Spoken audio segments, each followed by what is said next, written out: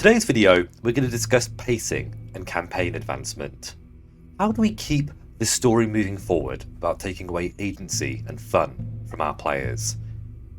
Hi guys, it's me, Loki, and welcome back to Valere. Pacing is something that I've been actively thinking about, and it's been on my mind now for months, and I've been trying to condense my games so progress is quicker to achieve. But I find that there is a fine line between good pacing and bad pacing.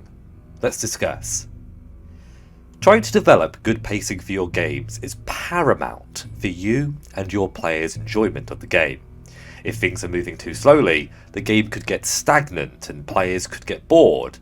If things are moving too quickly, well, it's the opposite. People might feel rushed and overwhelmed as their sense of agency and control is pulled away from them in favour of the story.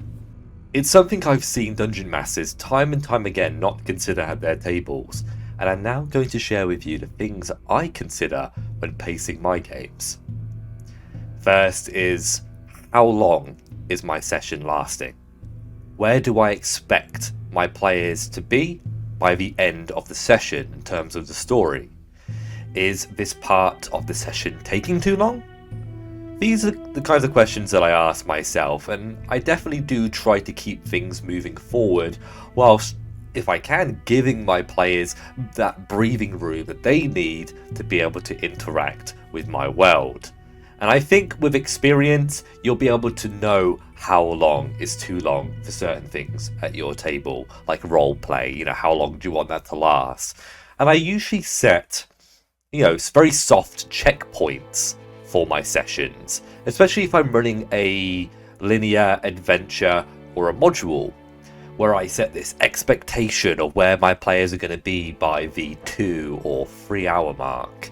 If they are a bit too quick, that's okay. I can always slow down the pace slightly for the rest of the session if I don't have too much more prepared.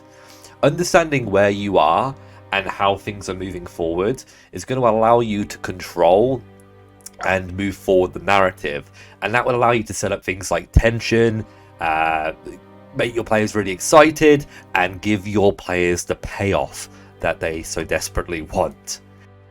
It's very important to know when you're talking too much as a dungeon master. Sure, it's your job to explain things to your players, but there is such a thing as over-explaining. Explanations for rooms and dungeons don't need to be a paragraph or more. It can just be a sentence, maybe 2. Just make sure that you include the key points of the room, so that way players can prompt you with a question about it if they're interested. And I think that's really the point. Don't explain things to your players that they're not interested in unless it's pivotal to the plot, a hint for a trap, or some sort of magical item or something. That way, when you do actually explain things to players more deeply without being asked to, your players will actually realise that it's something quite important, right? You might not believe that you're slowing down the session, but when your explanations take 5 or more minutes, and you're doing this numerous times a session, you could be taking 20, maybe even 30 minutes away from your players, away from advancing the session, away from actually doing a combat or doing a puzzle, or I don't know, just doing something that's a bit more interesting. When I'm sandboxing and my players go off the various railroads, things can get a little bit loosey-goosey, right? But I still find it important to keep the pace moving forward. I prompt my players a lot by asking questions like, what do you want to do? Would you like to move on? Are you ready to continue? Rather than waiting around for my players to be proactive and prompt me, or, look at me with disgust because they're really fucking bored.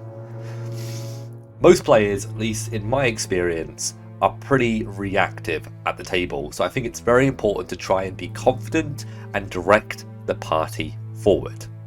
These questions can also provide your players with a sense of agency, and rather than it just seeming like you're trying to control things, you're actually sharing control over the game by saying, are you ready? Are you ready to move forward? Are you ready to do this? Blah, blah, blah, right? And I think a lot of players really do appreciate that. Being able to jump in and cut someone off who has been hogging the spotlight is also pretty darn important. And it's something that you should really consider, especially when some players aren't really being engaged. If there's a specific player who isn't really a spotlight player, who likes to sit in the background, it's always good to prompt them with questions, have them roll a check, or give them some information or knowledge that their character may know. If a character has anything above like a 14 or a 16 in intelligence, sometimes I just tell them random stuff, because the character's smart and they probably know about it. I really don't like the idea that everything requires a roll in D&D, especially in 5th edition. I think OSR are doing something right with the less is more approach to rolling dice. If the players are smart enough to think that there might be a secret door there, and there is a secret door there, then maybe you should just fucking give it to them. And I think the same approach can be done in 5th edition as well. You don't need them to roll a history check for every single bit of information that they want to gain. You don't need to have them roll a perception check for everything that they're trying to perceive. Perception checks are used to get a little bit more detail on a scan of an area, perhaps, and investigation, in my opinion, is something where you're trying to analyze a specific object or an item, or trying to discern how something works, like a trap, right? I usually plan how long an adventure will take based on the most typical playthrough, not on the playthrough where they find secret entrances or skip pieces of content. If I'm going to run a combat or two, I should consider how long they are going to take and whether it's going to fit into my agenda with how I expect the session to progress. In combat encounters, I don't typically allow players to have longer than a minute on their turn, and that's really pushing it, if I'm being honest. I expect my players to know what they want to do a turn before their turn. So the same round, but just the person before them. They should already start thinking about what they want to do. And if they don't know, I will rush them. I don't typically skip my players' turns because I think that's a bit mean, but I think it's important to keep the pace going, whether it's their turn or your turn with a monster. You can't just slow down because you're trying to figure out how an Umberhulk works or a Roper. It's your job to know how those mechanics work. The same way it's their job to know how their characters work. I know it's more work for you, but you did sign up as a Dungeon Master. You're the one running the game. Just remember that. Following up on that, I think it's very important that you know the rules of the system that you're playing, and it's going to make it a lot easier for you to pace the game because you're not going to have to be constantly referring to the rules.